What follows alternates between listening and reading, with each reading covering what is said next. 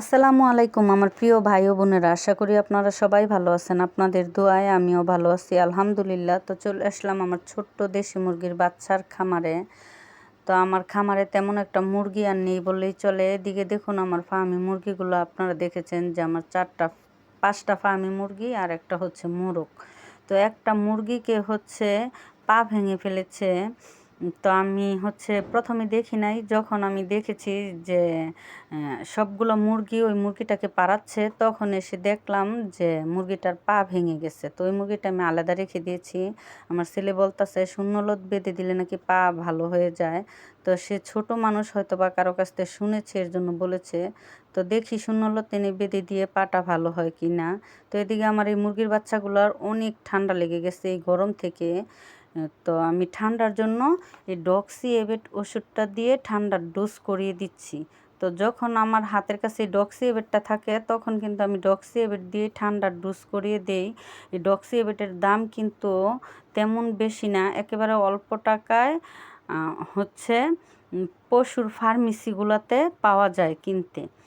তো যখন আমার হাতে এই ডক্সিবেট ওষুধটা না থাকে, তখন কিন্তু আমি যেগুলো মানুষের ফার্মেসি, ডাক্তারের দোকান, ওই ফার্মেসিতে হচ্ছে রেনামাইসিং ওষুধ পাওয়া যায়, কিংবা নাপা ট্যাবলেট, মানুষের যে নাপা ট্যাবলেটটা, এই ট্যাবলেটটা দিয়েও কিন্তু আমি ঠান্ডার ডোজ করিয়ে দিই।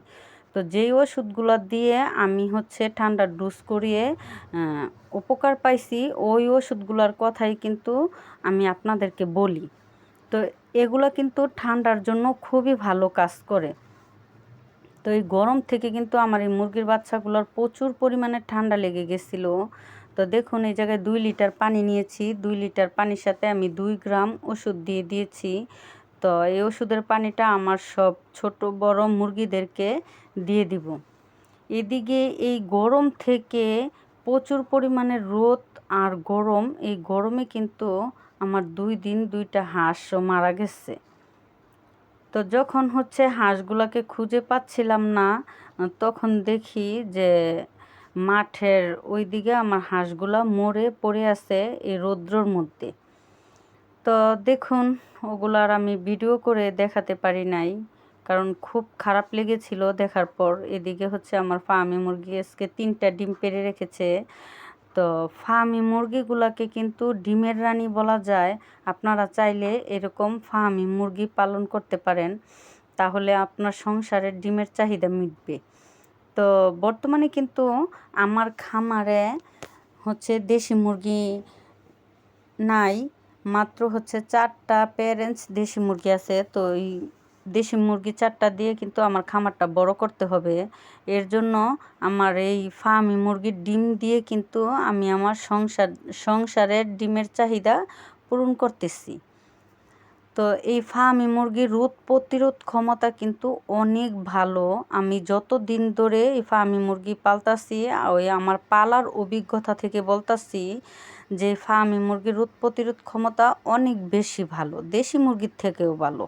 তো আপনারা চাইলে এরকম 4টা 5টা ফার্মি মুরগি পালতে পারেন। তো দেখুন আমার ফার্মি মুরগিগুলা দেখতে কতটা সুন্দর লাগতেছে, মাশাল্লাহ। তো ওইদিকে হচ্ছে আমার দেশি মুরগির বাচ্চাগুলার, এই বাচ্চাটার প্রচুর পরিমাণে ঠান্ডা লেগে গেছিলো। তো 3 দিন ওষুধ খাওয়ানোর পরে একেবারে সুস্থ হয়ে গেছে। শর্ট ভিডিওতে দেখেছিলাম যে হাঁ করে নিঃশ্বাস নিচ্ছে, মুখ দিয়ে লালা বের হচ্ছে। তো এদিকে দেখুন চুন আর পটাশ নিয়েছি। এখন গুটি বসন্তর মধ্যে আমি একটা কটন বার দিয়ে ওষুধটা লাগিয়ে দিব। তো দিন হচ্ছে 2 থেকে 3 বার লাগাইলে 2 দিন পরেই কিন্তু বাচ্চাগুলো সুস্থ হয়ে যায়। তো আমার হাতে হচ্ছে কাঁচা হলুদ নেই, তো কাঁচা হলুদ থাকলে আমি কাঁচা হলুদ দিয়ে পটাশ দিয়ে কিন্তু দেই। তো চুন দিয়েও অনেক ভালো কাজ করে। তো প্রিয় ভাই বোনেরা, আমি এত কষ্ট করে ভিডিও করি, আপনারা লাইক দেন না। তো ভিডিওটা যদি ভালো লেগে থাকে একটা লাইক দিয়ে যাবেন। আজ এ পর্যন্তই, ভালো থাকবেন, সুস্থ থাকবেন, আল্লাহ হাফেজ।